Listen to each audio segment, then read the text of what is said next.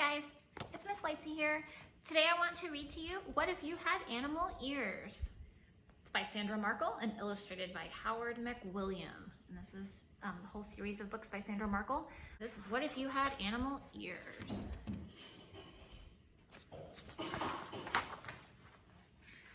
What if one day when you woke up, the ears on your head weren't yours? What if overnight a wild animal's ears took their place? Jackrabbit. If you had jackrabbit ears, you'd look taller, so you could ride roller coasters sooner. It says you must be this tall to ride. And he gets to ride now because his ears make him taller. His jackrabbit ears make him taller. And his brother's really mad because his brother's still trying to wait to get to be 4 feet tall and he can't ride yet. But now he can. A jackrabbit's ears are extra long and full of blood vessels. They're perfect for giving off body heat, so the jackrabbit stays cool on hot days. You can see the sun shining through the jackrabbit's ears and you can see the blood vessels. Cool. A jackrabbit's big ears are super sound scoops. It can hear sneaky predators like coyotes or foxes in time to hop away fast. Tasmanian devil. If you had Tasmanian devil ears, you'd never miss a secret, but your ears would always give away if what you heard upset you. See how her ears are bright red? So everybody can tell she's upset. A Tasmanian devil's normally pale pink ears blush red when it's excited or upset, like when it's fighting other devils for food, or when a predator, like an owl, flies close.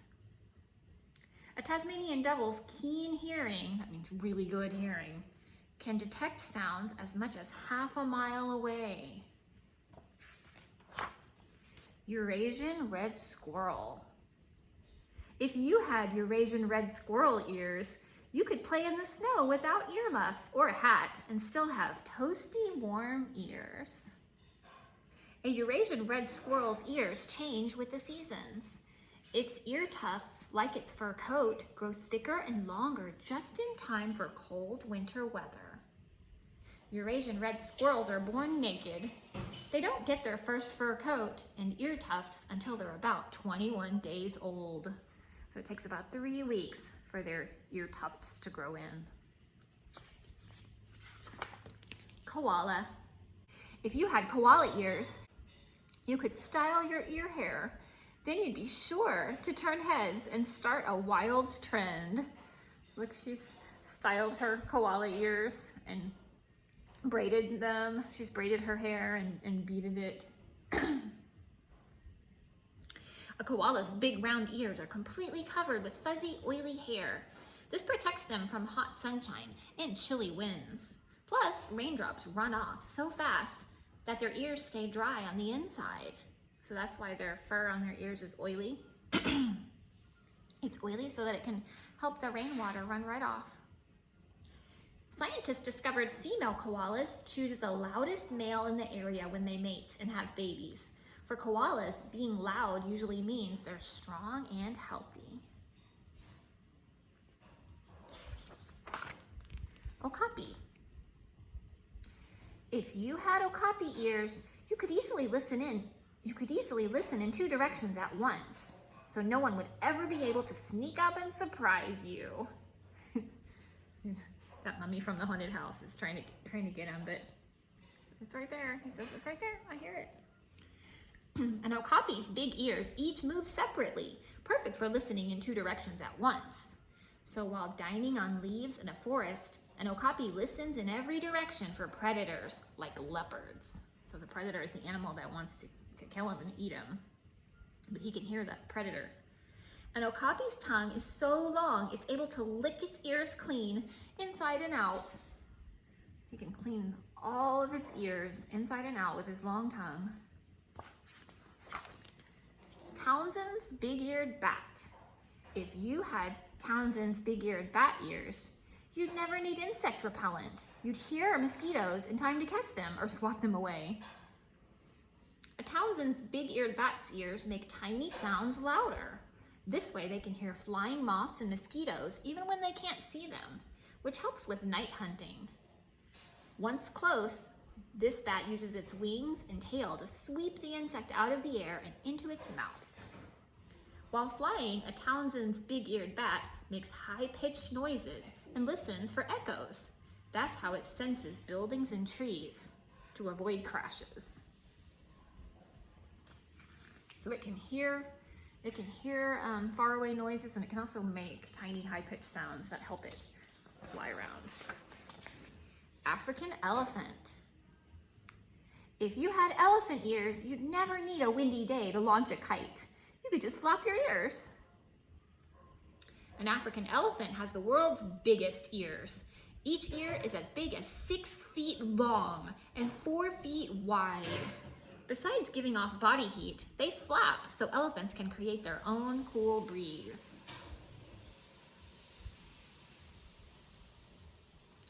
African elephants make and hear very deep rumbles. These sounds are below what human ears can hear, but an elephant can hear another elephant more than 2 miles away.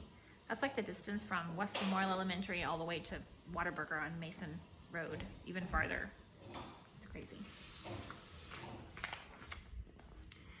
Great horned owl. If you had great horned owl ears, you'd quickly pinpoint sounds, so you'd be a star at playing Marco Polo. Marco Polo.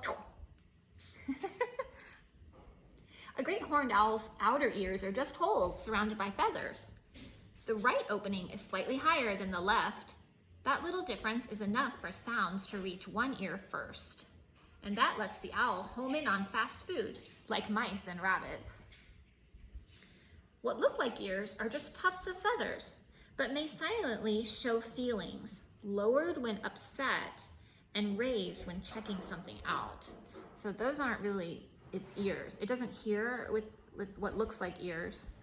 They're just like tufts of feathers here, and the real ears are just kind of look like holes. Interesting. Philippine tarsier. If you had Philippine tarsier ears, you could listen to high-pitched music played as loud as you like, and no one else would even notice. A Philippine tarsier's ears hear high-pitched sounds, ones way too high for humans and most other animals. And they can make super high-pitched squeaks too. Just like code, tarsiers use these sounds to talk to each other without attracting hunters like owls. So the Philippine tarsier it's a primate. It's a type of monkey. It's kind of in the same family as apes and orangutans and monkeys. Philippine tarsier's paper-thin ears are nearly always moving. They're searching for sounds that will let them find insects, like termites and crickets. They have really big eyes. Serval. If you had serval ears, you would be so easy to spot, you'd lead every class trip. And even if you jumped high to peek over a wall, you'd always land on your feet. A serval's ears have eye spot-like markings on the back. You can see on her, the girl's serval ears right there. See those spots? They kind of look like eyes. It's hard to see on this picture of the actual serval. These let serval kittens easily track and follow their mother through tall grass, and keen hearing lets the serval know just where to pounce to catch a mouse. A serval's inner ear lets it stay balanced to land on its feet, even when it leaps as high as a standard basketball hoop to slap a bird to the ground.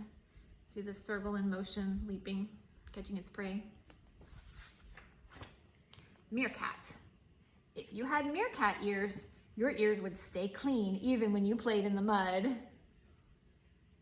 A meerkat's ears have muscles to seal the opening shut. That's great for keeping their ears clean while digging up food, like beetle grubs or mole rats. Meerkats bark different alarm calls for predators on the ground and in the air. Hearing the ground alarm sends meerkats running. The other makes them freeze, so they're harder to spot from above. Meerkat. If you had meerkat ears, your ears would stay clean even when you played in the mud. A meerkat's ears have muscles to seal the opening shut.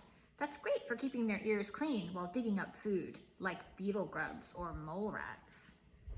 Fact, meerkats bark different alarm calls for predators on the ground and in the air. Hearing the ground alarm sends meerkats running. The other makes them freeze, so they're harder to spot from above. So if they hear a threat on the ground, they'll run and hide, but if they hear a threat from the air, like a big bird, like an eagle or a hawk, they'll freeze so that they seem invisible. Wild animal ears could be fun for a while, but you don't need your ears to cool off or stir up a breeze, and you never use your ears to find your dinner or stand out in a crowd. So if you could keep wild animal ears for more than a day, which kind would be right for you? I'd want the rabbit ears. I think that's the best. Luckily, you don't have to choose. Your ears will always be people ears. They'll be what you need to hear music playing, birds chirping, and people talking. Plus, they'll be just what you need to hold back your hair or prop up your glasses. And this talks about how your ears work by sending messages to your brain, and it's your brain that figures out what it is you're listening to. Your ears also help you balance yourself and stay upright. And you can take care of your ears by protecting them from loud noises. So don't listen to movies, games, or music too loud. You should wear something to protect your ears if you're in a really loud place like a concert or a monster truck rally or a car race. Wear a helmet anytime you could hit your head, and never poke anything into your ears. Only a doctor should treat an ear problem. Keep out. I hope you enjoyed What If You Had Animal Ears?